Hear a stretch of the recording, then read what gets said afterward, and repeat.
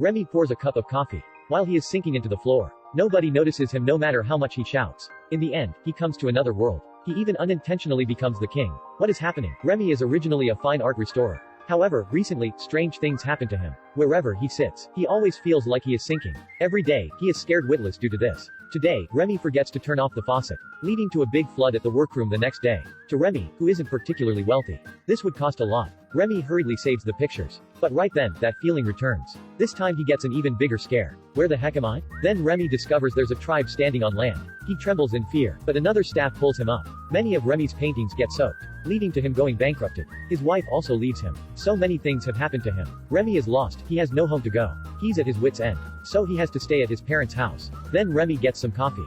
As he opens the cabinet. Right then, the cat next to him hangs in midair, motionlessly. Remy is confused. No matter what he does to it, the cat doesn't react. As he's about to call others, that feeling returns. But this time, the sinking is slower than usual.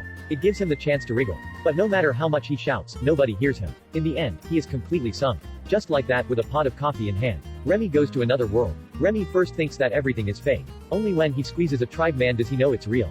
He quickly runs away. After he gets tired, he takes out his phone to call the police. Hey, is this the police? I don't know where I am, but some gang wants to rob me. What? Run away. Okay then. So Remy starts running. Then, he discovers a distant giant building. He plans to hide in there. Little does he know, the moment he gets inside, he finds out that it's a cave.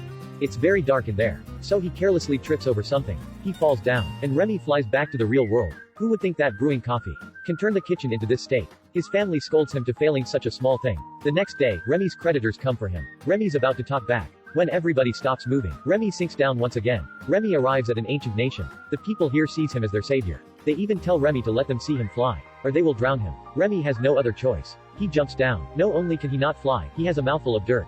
But a mouthful of dirt like this actually helps him. He becomes their king. Then the elder tells him, they summoned him, because they are being oppressed by a big but brainless tribe called Orge. To escape the Orge's oppression, their ancestors prophesied that, should an unexpected person arrives, they will soon have their freedom. But Remy gets mad. I don't care about the prophecy.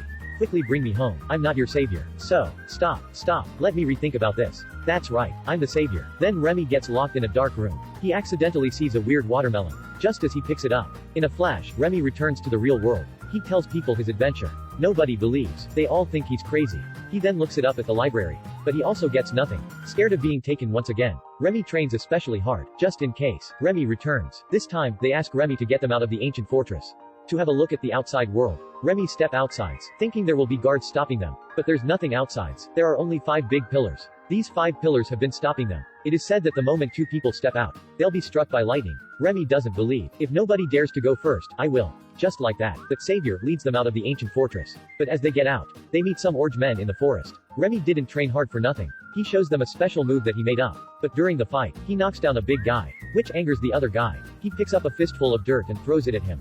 Before leaving, he threatens him. Just you wait. Soon, the Orge sends a big army to fight them. Remy hurriedly goes back to the real world. He buys a book on the art of war. He chooses one with many war strategies. Remy this time isn't playing around. He studies the art of war, thinking up a good strategy at home. Remy bought a book on the art of war, to help the ancient tribe successfully fight back the Orge army. When he gets back, he gives an inspiring speech before the battle. Soldiers, remember to cover yourselves well with blankets, as it's a bit chilly.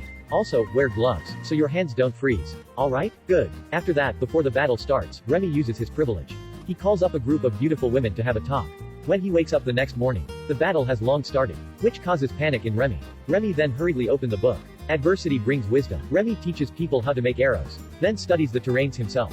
Morning comes. He stands on a tree trunk and shouts out, make a sound in the east, then strike in the west. He lures the Orge to the swamp, while his soldiers have been hiding at the higher spot. Using the arrows, in a flash, they defeat the Orge. Just like that, Remy leads his men to victory against the Orge.